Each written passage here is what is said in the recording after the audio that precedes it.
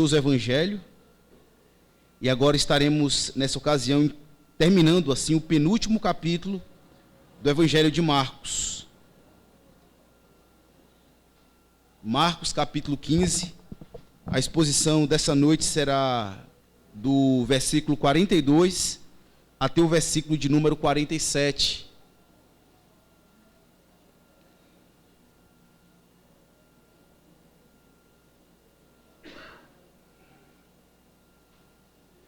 Todos encontraram? Diz assim: a santa, inerrante e autoritativa palavra do Deus vivo. Ao cair da tarde, por ser o dia da preparação, isto é, a véspera do sábado, vindo José de Arimateia, ilustre membro do Sinédrio, que também esperava o reino de Deus, dirigiu-se resolutamente a Pilatos e pediu o corpo de Jesus. Mas Pilatos admirou-se de que ele já tivesse morrido, e tendo chamado o centurião, perguntou-lhe se havia muito que morrera. Após certificar-se pela informação do comandante, cedeu o corpo a José. Este, baixando o corpo da cruz, envolveu-o em um lençol que comprara e o depositou em um túmulo que tinha sido aberto numa rocha, e rolou uma pedra para a entrada do túmulo. Ora, Maria Madalena e Maria, mãe de José, observaram onde ele foi posto. Amém. Vamos orar mais uma vez, irmãos, pedindo ao Senhor a graça e a sua iluminação sobre essa passagem e para que ele de fato fale aos nossos corações por meio dessa exposição. Oremos ao Senhor.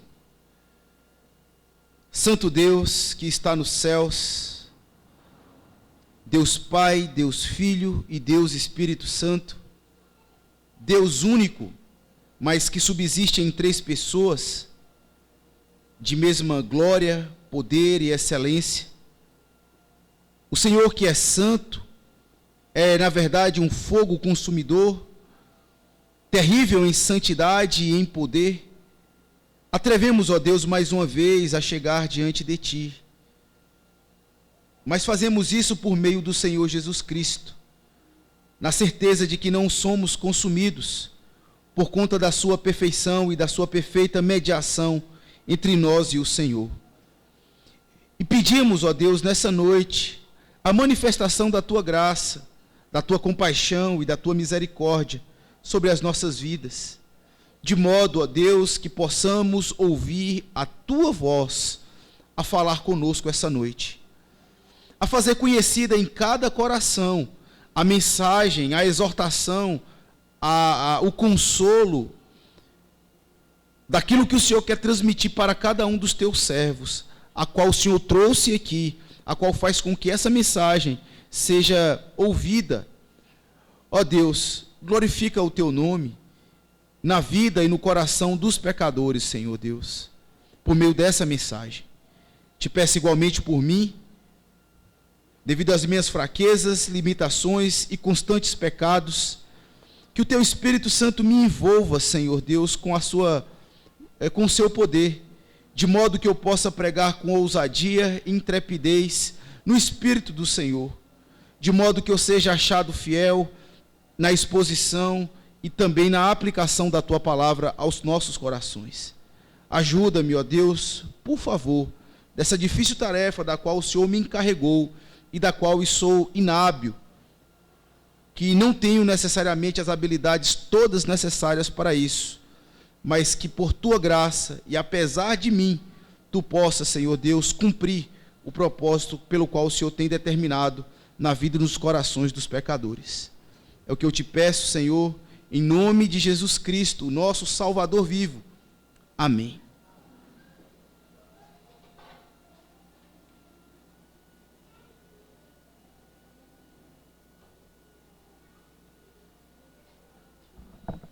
Meus irmãos, nós que vivemos numa sociedade com tantos desafios e problemas, sabemos o quanto é importante a presença de verdadeiras testemunhas.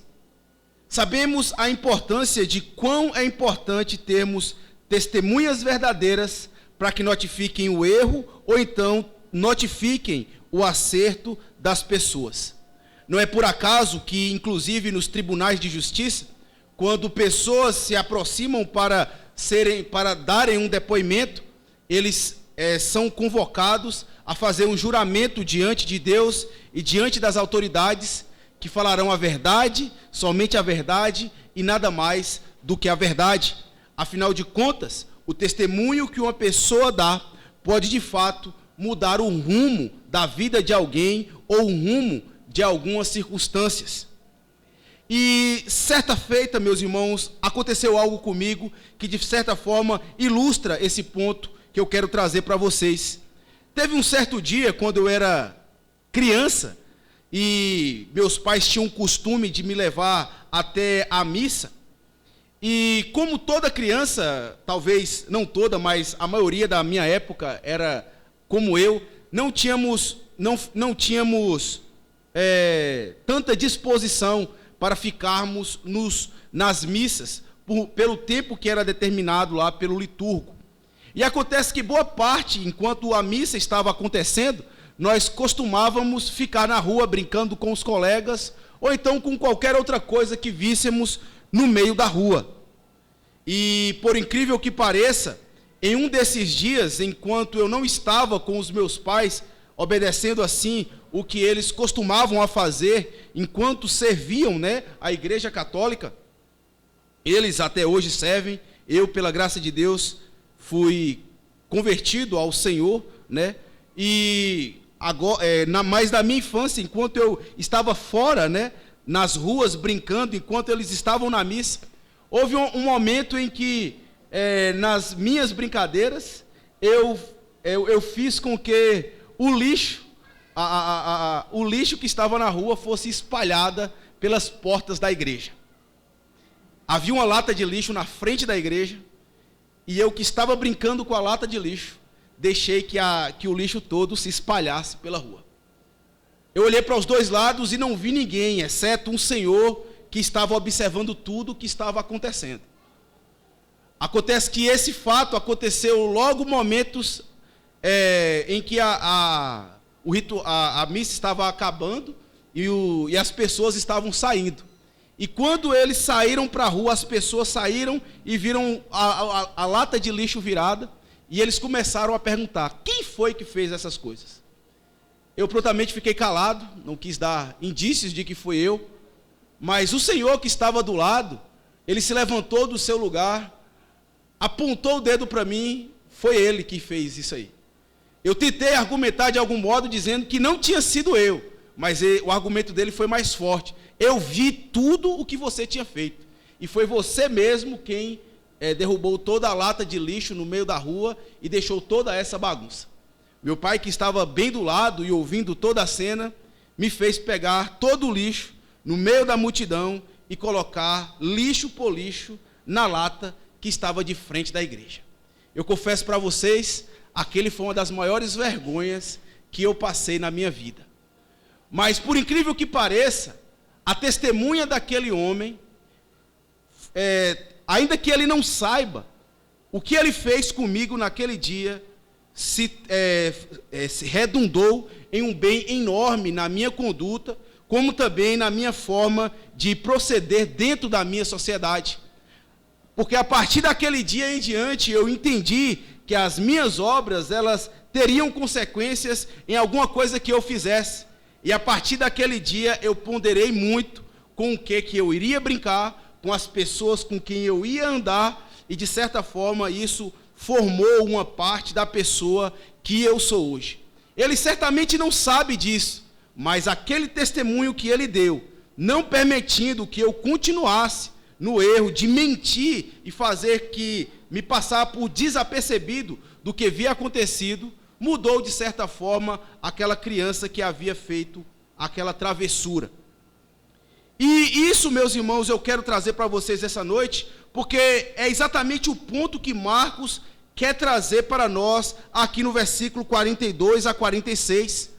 Na verdade, Marcos tem a intenção de nos mostrar que os verdadeiros discípulos de Cristo Jesus são aqueles que são testemunhas da verdade. E do mesmo modo, meus irmãos, como o testemunho daquele homem foi importante para a minha vida, no que diz respeito à formação de uma criança, assim também esse testemunho é importante para as pessoas da época do Senhor Jesus Cristo, como também das nossas épocas hoje em dia. Afinal de contas, havia no período de Cristo pessoas que asseveravam que o Senhor Jesus Cristo não tinha necessariamente morrido. Ele foi levado ao túmulo ainda na iminência de morte, ou desmaiado, ou como se ele tivesse em um certo tipo de transe. De certa forma, essa mentira que foi contada na época do Senhor Jesus Cristo, certamente tinha o propósito de minar o impacto da ressurreição do Senhor Jesus. No entanto, Marcos ele faz questão de trazer essa passagem para mostrar que a morte de Jesus Cristo aconteceu de fato, e que pessoas importantes da sociedade, como é o caso aqui de José de Arimateia e também Pilatos e alguns discípulos de Cristo, foram testemunhas verídicas, que comprovaram que a morte de Cristo de fato aconteceu. Cristo, quando esteve na cruz, de fato morreu, e o corpo dele foi levado até a sepultura, morto e sem vida. E de fato é isso que Marcos quer trazer para as nossas consciências, para os nossos corações, de que a testemunha ocular, na qual nós vemos aqui, que é o exemplo de José de Arimateia, é devidamente importante para o cristianismo, importante ainda para a mensagem da ressurreição do Senhor Jesus. Porque de fato Cristo morreu, de fato Cristo entrou no sepulcro morto, mas ao terceiro dia ele ressuscitou de entre os mortos. E isso nós vemos então o quão é importante a testemunha de José de Arimateia e como outras pessoas que se fazem presente nessa narrativa. Se tem uma lição então, meus irmãos, que nós aprendemos por meio do exemplo de José de Arimateia, relatado nessa passagem, é que o verdadeiro discípulo de Cristo, ele é testemunha da obra salvífica do Senhor Jesus Cristo. Isso mesmo, todo discípulo de Cristo é uma testemunha da obra salvífica que Cristo realizou na cruz. Se você é um discípulo de Cristo e experimentou a salvação de Deus em seu coração e os impactos da obra de Cristo na sua vida, certamente você é uma testemunha do Senhor Jesus Cristo. Certamente também você é alguém que testemunha que Jesus Cristo de Nazaré de fato morreu e ao mesmo tempo ele ressuscitou. Por isso então se faz importante o testemunho dos crentes, quer em momentos oportunos, quer em momentos não oportunos. E isso de fato, meus irmãos, não somente essa mensagem, esse testemunho, não somente mudou a concepção das pessoas na época de José de Arimateia, como também no restante, ao longo do tempo. Inclusive, essa mensagem que chega até nós tem exatamente esse efeito, porque a morte de Cristo Jesus foi de fato testemunhada, para que também a ressurreição dele, como nós lemos hoje, foi também vista por muitos e muitos discípulos. A lição que eu quero que nós aprendamos nessa noite, à luz dessa passagem, é que um discípulo de Cristo, aquele que de fato é um verdadeiro discípulo de Cristo, ele se torna uma testemunha da obra salvífica do Senhor Jesus, ou seja, da sua morte e da sua ressurreição. E essa passagem vem nos mostrar então, meus irmãos, qual é a característica desse discípulo, dessa testemunha viva da morte do Senhor Jesus Cristo. Essa testemunha que comprova que de fato Jesus Cristo morreu e ressuscitou. E aqui nós iremos ver então que essa testemunha ele tem na verdade duas características, que na verdade é a característica de todo e qualquer discípulo que creu e viu o Senhor Jesus Cristo como de fato ele é, o Filho de Deus, o Rei de Israel, o Senhor da glória. E essas duas características, elas poderiam ser resumidas em apenas duas qualidades: coragem e ousadia. Se tem uma característica que define e molda um discípulo de Cristo, é que ele tem coragem de assumir que de fato ele é um crente no Senhor Jesus. Ele de fato crê naquele homem que morreu crucificado, mas que não necessariamente era um homem qualquer, era o próprio Deus encarnado na cruz do Calvário. Ele tem coragem de assumir para si e para as pessoas à sua volta que ele de fato é um crente nesse Senhor. E ao mesmo tempo ele é ousado para assumir a responsabilidade do discipulado. Ele é ousado para assumir a responsabilidade que um discípulo de Cristo tem que ter na sociedade, como também no meio da igreja. Aqui nós vemos então essas duas características que permeiam a vida de um discípulo, que permeiam a vida de uma verdadeira testemunha da obra salvífica do Senhor Jesus Cristo. Será que você de fato é alguém que comprova que o Senhor Jesus Cristo morreu e ressuscitou há 2000 anos atrás, mesmo sem ter o visto? Será que você tem as provas, as evidências no seu coração e na sua alma de que você de fato é uma evidência viva da obra salvífica do Senhor Jesus Cristo? Se de fato isso aconteceu na sua vida, você pode ser declarado como uma testemunha do Senhor Jesus Cristo. E é exatamente isso, meus irmãos, que nós iremos ver a partir de agora, nessa porção que nós encontramos aqui, do versículo 42 até o versículo de número 47. E a primeira coisa que eu gostaria de mostrar para vocês é que o verdadeiro discípulo é aquele que possui coragem de assumir o que é um verdadeiro seguidor do Senhor Jesus Cristo. Ele não fica intocado, ele não fica escondido às margens da sociedade. Ele se dá a conhecer como um verdadeiro discípulo do Senhor Jesus Cristo. Não importa o que a sociedade diz acerca de Cristo, não importa como os homens o veem, ele diz: aquele ali que morreu crucificado, ressuscitou ao terceiro dia, é o meu Deus. O verdadeiro discípulo, a verdadeira testemunha, tem coragem de assumir essas coisas. E é exatamente isso que nós encontramos aqui como característica, de José de Arimateia. Acompanhe a leitura do texto e veja o que diz a porção do versículo 42 até o versículo de número 45. Diz assim: ao cair da tarde, por ser o dia da preparação, isto é, a véspera do sábado, vindo José de Arimateia, ilustre membro do Sinédrio, que também esperava o reino de Deus, dirigiu-se resolutamente a Pilatos e pediu o corpo de Jesus. Mas Pilatos admirou-se de que ele tivesse morrido, e tendo chamado o centurião, perguntou-lhe se havia muito que morrera. Após certificasse pela informação do comandante, cedeu o corpo a José. Aqui nós vemos, a primeira coisa que nós vemos, meus irmãos, é a coragem de José de Arimateia de ir até Pôncio Pilatos pedir o corpo do Senhor Jesus Cristo. Talvez a pergunta que esteja na sua mente é: mas por que José de Arimateia, por que podemos dizer que ele é tão corajoso a ir até Pôncio Pilatos pedir o corpo do Senhor Jesus? A coragem dele, meus irmãos, reside exatamente na posição que ele ocupava. Se você sabe quem é José de Arimateia, o próprio texto nos traz à tona, diz que ele era um dos membros do Sinédrio, uma pessoa ilustre, alguém importante da Suprema Corte Judaica. E nós lembramos bem quem era de fato o Sinédrio judaico. Lá estava, na verdade, alojado dentro daquele concílio os principais inimigos do Senhor Jesus Cristo, os principais sacerdotes, os escribas, os fariseus, todos aqueles homens que muitas vezes se levantaram contra o Senhor Jesus Cristo.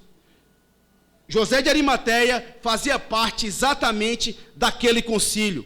E se nós analisarmos bem os evangelhos de Mateus, Lucas e João, nós vemos ali, principalmente João dizendo que José de Arimateia era um dentre eles que não concordava com os feitos do concílio, do Sinédrio. Na verdade, quando eles intentaram matar o Senhor Jesus Cristo, José de Arimateia foi um dos primeiros homens a se contrapor contra aquela decisão que o conselho havia tomado acerca do Senhor Jesus Cristo.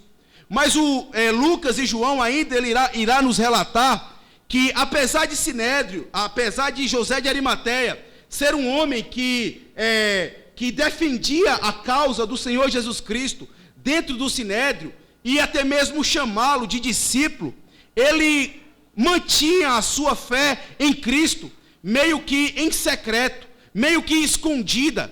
Ele tinha medo, João vai dizer isso lá no capítulo 19, que José de Arimateia tinha medo do que o Sinédrio poderia fazer com ele. Afinal de contas, o Sinédrio tinha se colocado contra o Senhor Jesus. E se José de Arimateia declarasse que ele de fato cria em Cristo e naquilo que Jesus pregava, certamente ele seria expulso do conselho e até mesmo expulso da sinagoga, e perderia então todos os encargos, todos os status sociais que ele possuía. E não apenas isso, meus irmãos, uma das coisas também que os evangelistas irão falar acerca da personalidade de José de Arimateia é que ele era também um homem rico, um homem que tinha uma certa posição social avantajada no quesito financeiro. Ele era alguém que detinha de muitas propriedades e, de certa forma, ganhava visibilidade das pessoas da sua época. No entanto, alguma coisa de estranho acontece com ele a partir do momento em que o Senhor Jesus Cristo morre. E nós vemos então e sabemos pela exposição das passagens anteriores, que no momento da crucificação do Senhor Jesus Cristo, todos abandonaram o Senhor. Os discípulos já não estavam mais, as pessoas já estavam indo para sua casa, e Jesus Cristo estava na cruz do Calvário, sozinho e isolado.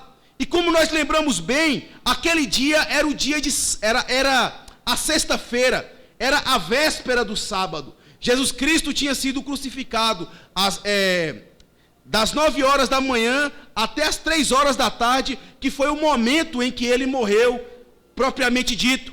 Só que o dia já estava se acabando, e no outro dia, ou seja, no sábado, era a celebração da Páscoa. A sexta servia para os homens fazer a preparação, e era exatamente no sábado, onde as pessoas não deveriam trabalhar, deveriam guardar o mandamento que era requerido pela lei de Moisés. José de Arimateia, ao perceber que havia apenas 3 horas para que o corpo do Senhor Jesus não fosse retirado da cruz, porque do contrário, os homens então poderiam pegar o corpo de Cristo e lançar o corpo do Senhor Jesus com corpos de pessoas criminosas.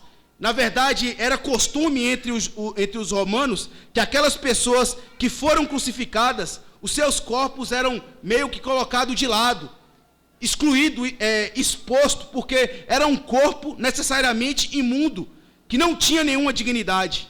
Mas José de Arimateia, ao perceber que faltava pouco tempo para o sábado, e que o corpo de Cristo poderia ser lançado à humilhação ainda mais terrível, ele então se coloca corajosamente a se expor, a deixar a sua fama de lado, a deixar o seu status social de lado, e até mesmo a sua proeminência dentro do concílio judaico de lado, para favorecer ao corpo morto do Senhor Jesus Cristo. O que nós vemos aqui, na verdade, meus irmãos, é um homem corajoso, que enfrenta muitos desafios e coloca até mesmo a sua reputação em risco por conta do nome do Senhor Jesus Cristo. Ele olhou para o Sinédrio de uma certa forma e disse: de que é que me adianta ter todo o Sinédrio ao meu favor? De que é que adianta ter as pessoas todas ao meu favor? O meu Senhor, aquela pessoa em quem eu creio, está prestes a experimentar talvez outra grande humilhação ao seu corpo. ser exposto entre os criminosos, entre as pessoas mais desonradas, e servir de esterco e estrume para a plantação. Então José de Arimateia, meus irmãos, ele se levanta, se dirige até Pilatos, coloca-se diante de Pilatos e dá a se conhecer como um verdadeiro discípulo do Senhor Jesus. Afinal de contas, o corpo do crucificado só era dado para pessoas que eram parentes do morto, ou então pessoas que eram amigas do morto. E veja bem, não apareceu nenhum dos discípulos, não apareceu ninguém próximo do Senhor Jesus para tomar essa iniciativa. Mas aquele crente, aquele homem que estava em secreto, então se deu a conhecer, se fazendo então como que um amigo do Senhor Jesus Cristo. Certamente a sua personalidade seria a partir de então vista com maus olhos. Afinal de contas, ele se colocou como uma pessoa amiga de um criminoso. Era assim que as pessoas olhavam para o Senhor Jesus crucificado. E José de Arimateia assumiu essa posição quando chegou diante de Pilatos e disse: eu quero o corpo de Jesus para o sepultar. Pilatos, naquela mesma hora, entendeu que ali estava, de fato, um amigo do Senhor Jesus Cristo, alguém que tinha muita honra pelo corpo do Senhor Jesus Cristo. Aqui, meus irmãos, tem uma lição muito importante para nós, e principalmente para todas aquelas pessoas que são discípulos do Senhor Jesus Cristo. A primeira coisa que nós vemos aqui, meus irmãos, é que a mensagem da cruz, ela de fato é transformadora. Nunca alguém olhou para a cruz e viu Jesus Cristo como de fato é. Ele permaneceu do modo como ele sempre viveu. Pelo contrário, há uma transformação na sua vida. Preste bem atenção. O ladrão da cruz, ao olhar para o Senhor Jesus Cristo, ele deixou naquele momento de ser um criminoso para ser um justo diante de Deus. Ele olhou para o Senhor Jesus Cristo e viu nele não um assassino, mas viu nele de fato uma pessoa, viu nele um rei, porque ele disse: lembra-te de mim quando entrares no teu reino. O ladrão na cruz, ao olhar para Cristo, viu que ele de fato era um rei, e daquele momento em diante a sua vida foi transformada. José de Arimateia é um outro exemplo disso, muito claro. Um homem que tinha medo da sociedade, um homem que tinha medo dos seus colegas de concílio, de trabalho, seus amigos religiosos. Eles tinham medo também do que as pessoas poderiam imaginar acerca da sua conduta. No entanto, meus irmãos, quando ele contempla tudo aquilo que aconteceu com o Senhor Jesus Cristo, e lembrar de todas as suas palavras, ele de fato sai, ele se expõe, ele se dá a conhecer, de modo que ele não fica mais enclausurado na sua vidinha que tinha anteriormente de um crente tímido. Pelo contrário, ele se expõe, ele corre o perigo.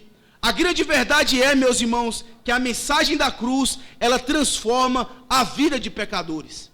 Muitas das vezes nós temos o costume de titular as pessoas como pessoas que de fato nunca experimentariam uma transformação em sua vida.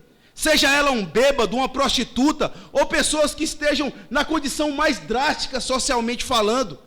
A grande verdade, meus irmãos, é que a mensagem da cruz, ela tem poder e ela tem capacidade de transformar a vida de pecadores. E cada um de nós, se somos de fato crentes e discípulos de Cristo, testemunhas do Senhor Jesus, temos que ter também as nossas vidas transformadas. Não, é impossível um crente enxergar Cristo como de fato Ele é e permanecer no estado em que vive, ou que sempre viveu. Tem que haver uma certa mudança na sua vida. Tem que haver o testemunho do Espírito Santo dentro do seu coração. Ele tem que odiar os seus pecados. Ele tem que ter a sua conduta transformada. Quando olhamos para crentes de décadas de igreja, décadas de tempo de comunhão na igreja, e não há mudança na sua vida, não há um certo abandono de pecado, não há amadurecimento na fé cristã, alguma coisa há de errado. Porque não tem como uma pessoa ver Cristo como de fato Ele é, sendo Rei e Senhor, e toda a obra que Ele fez, de modo que ela alcance o nosso coração, e continuarmos na vida que temos vivido constantemente. Tem que ter crescimento, tem que ter evolução, tem que ter transformação de vida na vida dos pecadores. É impossível alguém olhar para a cruz, ver Cristo como de fato Ele é, na sua majestade, no seu poder, e não ser transformado no seu caráter. E a pergunta que eu gostaria de fazer para você nessa noite é exatamente tomar você como testemunha da sua própria vida. Que você analise a sua vida. E se você constata mudança e transformação na sua vida, desde o momento em que você creu em Cristo até o momento presente, será que houve alguma mudança, arrependimento no seu coração, ou mudança de conduta dentro da sociedade? Porque é impossível alguém ser crente em Cristo Jesus, contemplar o poder da cruz, ver de fato quem Cristo é e manter-se na sua vida de sempre. Há uma verdadeira transformação de caráter na vida daquelas pessoas que contemplaram Jesus Cristo como de fato Ele é.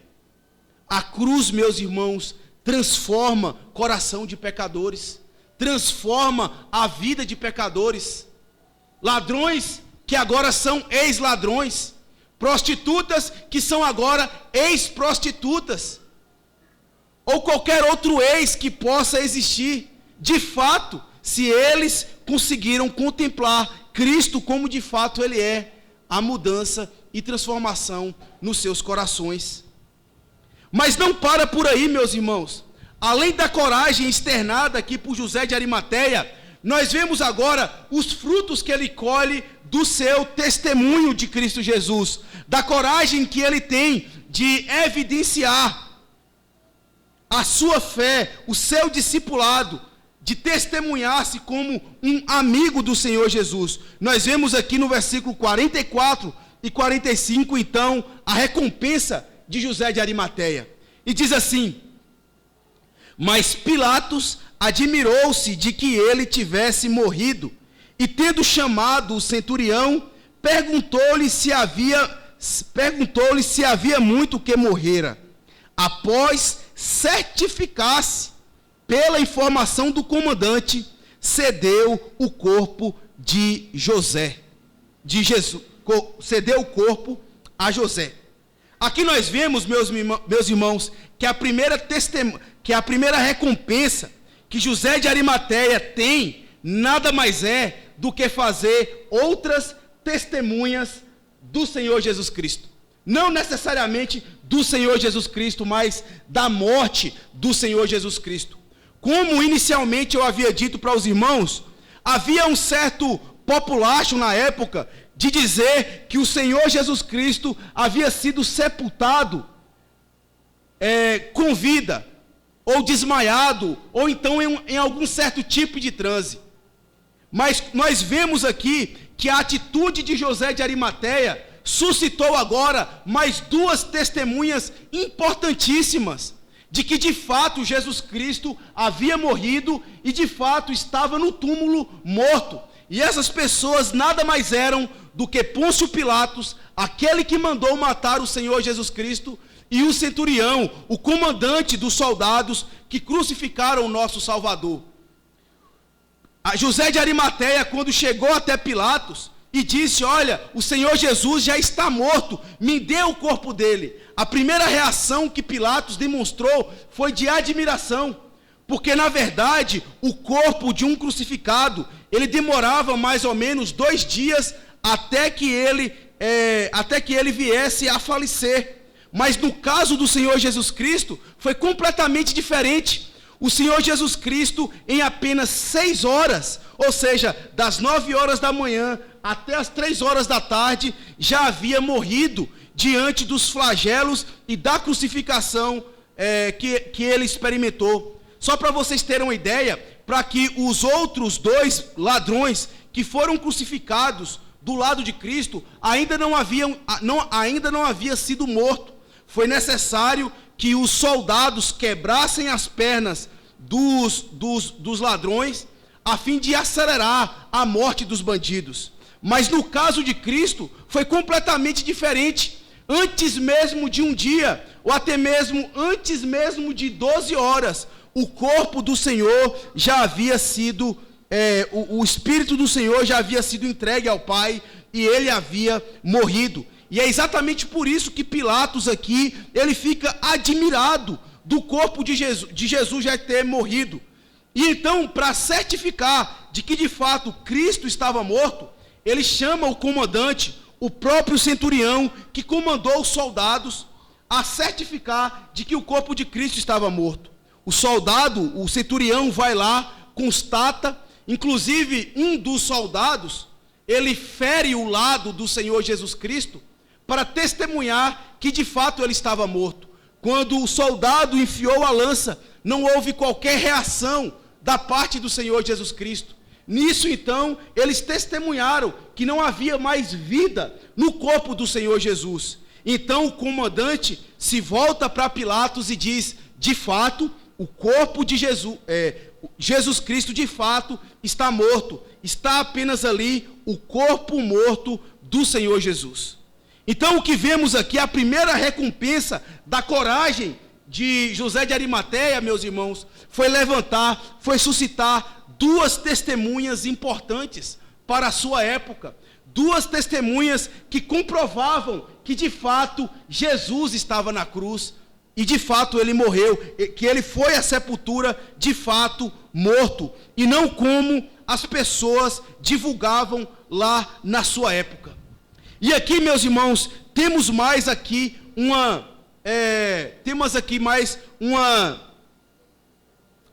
lição para que nós venhamos aprender nessa administração de Deus.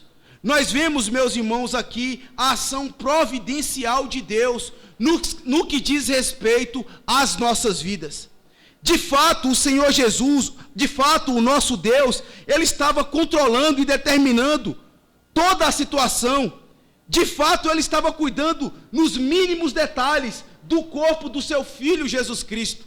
E vemos, meus irmãos, aqui o cuidado que o Senhor Jesus, que o nosso Deus tem pelo o seu Filho, por aquele a quem ele tanto amou. Nós lembramos bem que o Senhor Jesus Cristo, ele havia sido abandonado por todas as pessoas, pelos seus discípulos, inclusive pelo Pai. Mas no momento da maior fragilidade de Cristo, no momento em que ele estava inerte, no momento em que o seu corpo estava sem vida, ele suscitou uma pessoa que se levantasse para cuidar do seu corpo morto. Em toda a sua vida, Cristo cuidou dos necessitados. Em toda a sua vida, ele estendeu a mão às pessoas que precisavam. Mas exatamente no momento em que Cristo não podia mais levantar a mão, no momento em que ele não podia mais fazer nenhum bem a ele, Deus providenciou pessoas que cuidassem do seu corpo e não levasse ao vitupério, não levasse à humilhação. Ah, meus irmãos, se nós crêssemos num Deus assim, se nós de fato colocássemos o nosso coração na confiança de um Deus que cuida de nós, nos mínimos detalhes, quando menos nós imaginamos, nas coisas que nós nem suponhamos que venha acontecer conosco, ele está cuidando devidamente. E um exemplo disso é exatamente no momento em que você está dormindo, no momento em que você está no repouso da sua cama, onde a sua consciência está vagueando pelo descanso da sua mente. Ali, exatamente ali, no momento da sua inércia, Deus está cuidando da sua casa, Deus está cuidando dos seus filhos, Deus está cuidando da sua própria integridade física. Meus irmãos, como nós devemos crer e descansar o nosso coração no cuidado providencial de Deus para as nossas almas.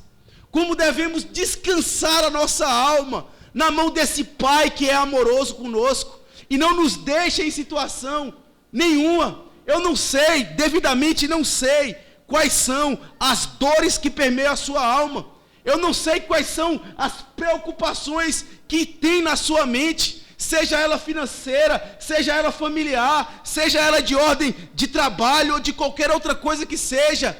A verdade que eu quero que você saia daqui essa noite ciente é que Deus está cuidando de cada detalhe da sua vida, que Deus está controlando cada momento da sua vida, ainda que você não consiga fazer nada. É Ele de fato quem está moldando, trabalhando em cada uma das circunstâncias. Não tenhamos medo, meus irmãos, de nos entregar a um Deus que é tão cuidadoso e amoroso com as suas ovelhas. Essa de fato é a recompensa que um discípulo tem ao crer no Senhor Jesus Cristo. Ele é cuidado, ele é protegido pelo Deus que governa tudo e todas as coisas. Aqui nós vemos então a primeira característica de um verdadeiro discípulo do Senhor Jesus Cristo. Ele tem que ter coragem, ele tem que se assumir, ele tem que se amostrar para as outras pessoas, ele não tem que ter vergonha das pessoas ao seu redor e se declarar crente. E eu digo isso para a igreja dos nossos dias, principalmente nos tempos que tem se levantado, onde a mensagem do Evangelho, a mensagem da cruz, tem sido vilipendiada por grande parte da sociedade, ideologias que têm surgido e que têm menosprezado a palavra de Deus, dentro das universidades, dentro do nosso trabalho, dentro de qualquer outro local onde nós nos fazemos presentes. Temos que ser verdadeiras testemunhas do Senhor Jesus Cristo ali. Temos que ser provas evidentes de que Cristo de fato morreu, Cristo de fato ressuscitou. Ainda que digam que Ele foi sepultado com vida, que a ressurreição não aconteceu, nós devemos nos posicionar diante da sociedade e diante do mundo. Eu sou uma testemunha viva, eu vi, os meus olhos, o meu coração experimentou. Cristo de fato morreu e ressuscitou para o mundo. Ainda que todas as pessoas digam não, ainda que as pessoas digam o contrário, o verdadeiro discípulo de Cristo é de fato uma viva testemunha da obra salvífica que Cristo realizou na cruz do Calvário. Porque esse testemunho nós carregamos dentro do nosso coração, dentro das nossas vidas. Tenha coragem, como discípulo do Senhor Jesus Cristo, de se assumir em qualquer lugar. Não tenha vergonha de carregar a sua Bíblia. Não tenha vergonha dentro das repartições públicas, de trabalho ou de qualquer outro lugar, de dizer: eu sou crente de fato e testemunho da verdade do Senhor Jesus. É assim que faremos outras testemunhas para o Senhor Jesus Cristo também. A nossa confiança em Deus suscitará a admiração das pessoas, e eles verão em nossas vidas esse testemunho. Ainda temos uma segunda característica que nós vemos aqui do exemplo de José de Arimateia. A primeira delas foi a coragem de se expor, de se mostrar, mas a segunda delas foi a coragem, foi a ousadia de assumir a responsabilidade de ser um seguidor de Cristo. Ele não somente se expôs, ele assumiu a responsabilidade de ser discípulo. Ele entende que ele é um discípulo e que ele tem que agir à semelhança de um discípulo. Um discípulo, ele não fica escondido, ele sai, ele se expõe, ele se coloca à mostra, mas ao mesmo tempo que ele se coloca à mostra, ele assume a responsabilidade de ser crente. E nós vemos aqui como José de Arimateia assume a sua responsabilidade de discípulo do Senhor Jesus. Versículo 46 e versículo 47. Eu vou ler a partir do versículo 45 para entendermos o contexto. Após certificar-se pela informação do comandante cedeu o corpo a José. Este, baixando o corpo da cruz, envolveu-o em um lençol que comprara, e o depositou em um túmulo que tinha sido aberto numa rocha, e rolou uma pedra para a entrada do túmulo. Ora, Maria Madalena e Maria, mãe de José, observaram onde ele foi posto. Aqui nós vemos José de Arimateia, meus irmãos, assumindo essa responsabilidade. E qual é a responsabilidade que José de Arimateia assume como discípulo? Nada mais é, meus irmãos, do que zelar pelo bom nome do nosso Salvador, pelo nome que está sobre ele. Ele honra o corpo do Senhor Jesus que foi crucificado. Após receber a autorização de Pilatos, ele vai até a cruz.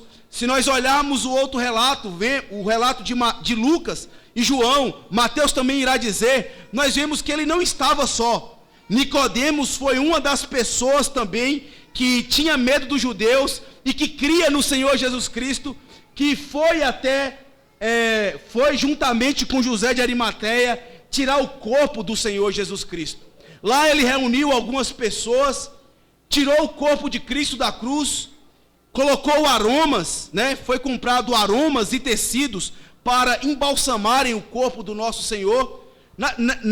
Quando nós falamos aqui de embalsamar, não temos que trazer a ideia dos egípcios, que eles na verdade tiravam as vísceras, tiravam o cérebro e algumas outras partes do corpo, para então embalsamar, para conservar o corpo dos seus cadáveres.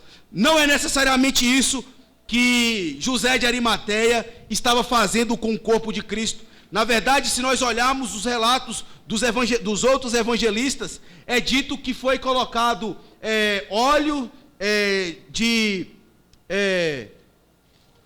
óleos aromáticos, a fim de preservar o corpo e as feridas do Senhor Jesus Cristo, como também o envolveu em um laço, um lençol, enrolou o seu corpo como se fosse um band-aid, só que em fitas, enrolando todo o corpo do Senhor Jesus Cristo e passando óleos aromáticos para que, testemunhando assim, dignidade ao corpo do nosso Senhor.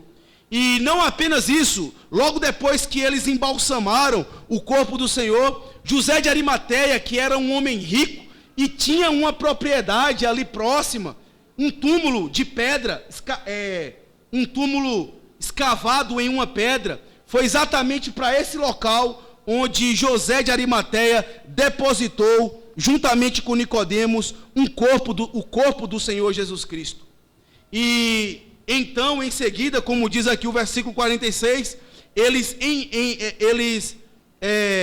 rolaram uma pedra para fechar assim a boca do túmulo.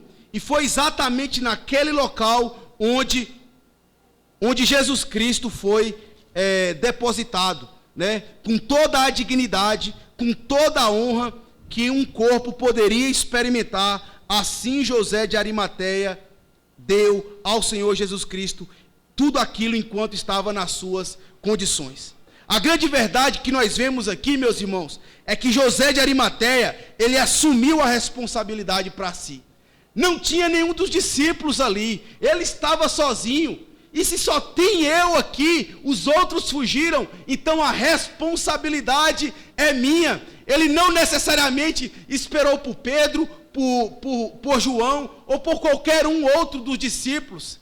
Ele tão somente assumiu a responsabilidade e disse: essa responsabilidade de honrar o corpo do meu Senhor é minha, como discípulo, como testemunha do Senhor Jesus Cristo. E é exatamente assim que um discípulo deve se comportar. É exatamente assim que uma testemunha de Cristo deve se comportar com o nome do nosso Salvador. Muitas das vezes, meus irmãos, estamos acostumados a esperar para que o outro faça.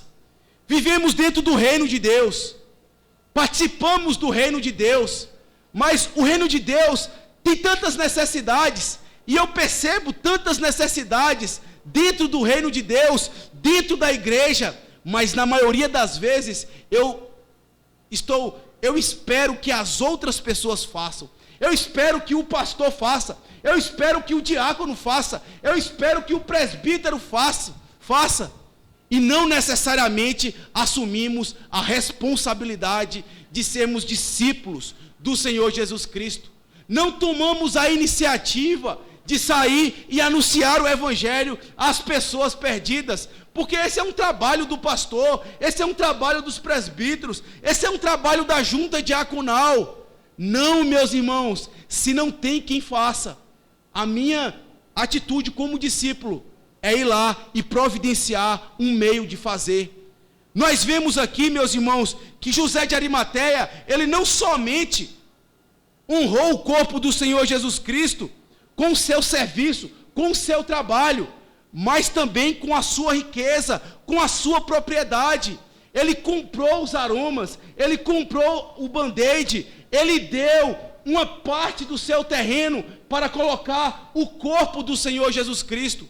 Apenas famílias ricas tinham condições de ter um túmulo escavado na pedra, e ali estava um túmulo que propriamente era de José de Arimateia, mas ele abriu mão para dar ao corpo do Senhor Jesus Cristo. Ele abriu mão daquela propriedade para honrar o Senhor Jesus com os seus próprios bens.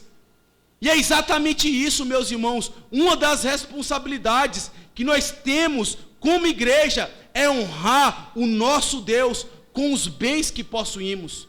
Aqui não é nenhuma apologia a uma teologia da prosperidade, não é nenhuma teologia para fazer com que os membros da igreja dispensem todos os seus bens aos pés da igreja.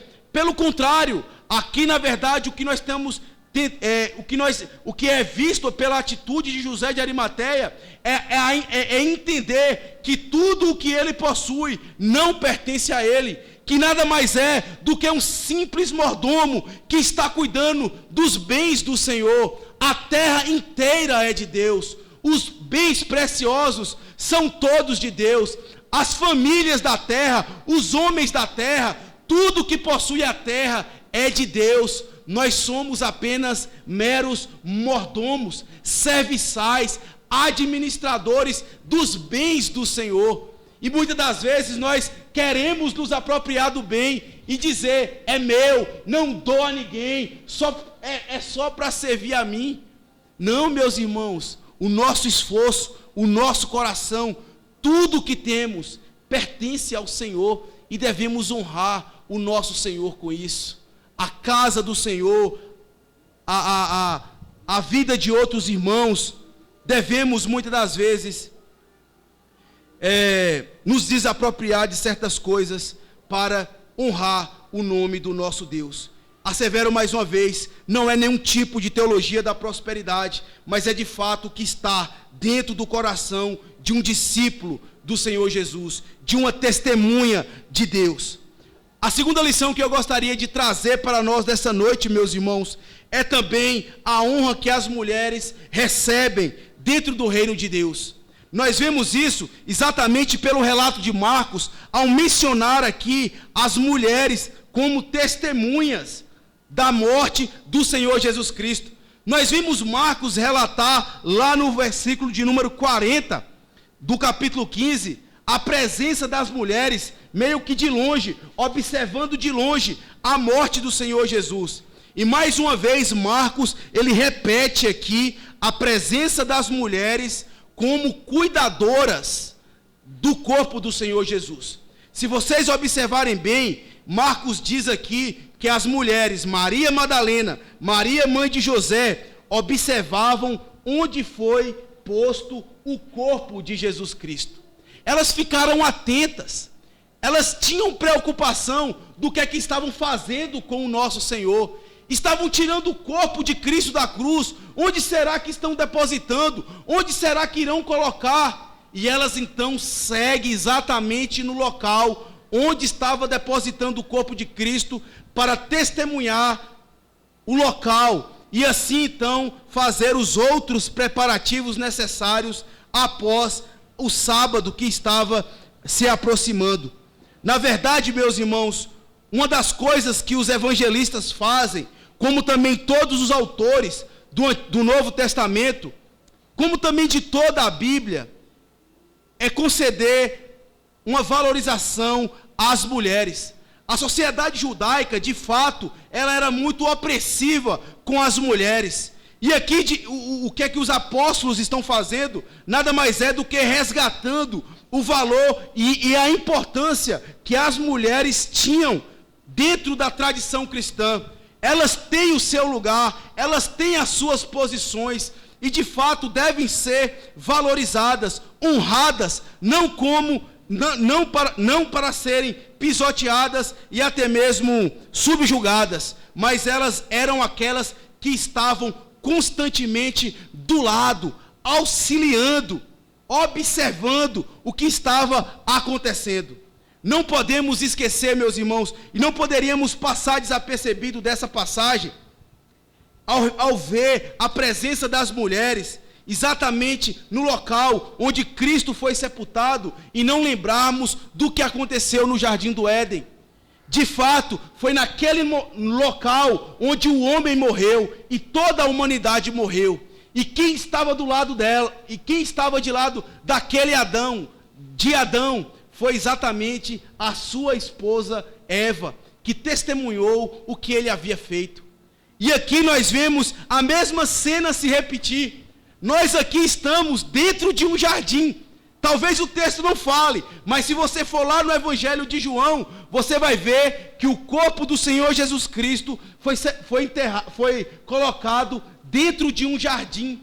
E é exatamente lá no jardim onde o Senhor Jesus Cristo é colocado como morto. Ou seja, nós fomos sepultados juntamente com o Senhor Jesus Cristo. Os nossos pecados foram colocados dentro da tumba, foi fechado e foi rolado, de tal modo que agora estamos vivos para Deus. Quando o Senhor Jesus Cristo ressurge dos mortos, os nossos pecados ficam dentro da tumba e nós ressuscitamos juntamente com o Senhor Jesus Cristo. E essas mulheres aqui nada mais são do que também testemunhas do Senhor Jesus Cristo. Nós poderíamos dizer que elas nada mais são do que uma representação da própria igreja do Senhor Jesus Cristo, da esposa do Senhor Jesus Cristo, da Eva do Senhor Jesus Cristo, que no mesmo jardim onde Cristo foi sepultado, de lá ele ressuscitou, e nós, como noivas, como Maria Madalena,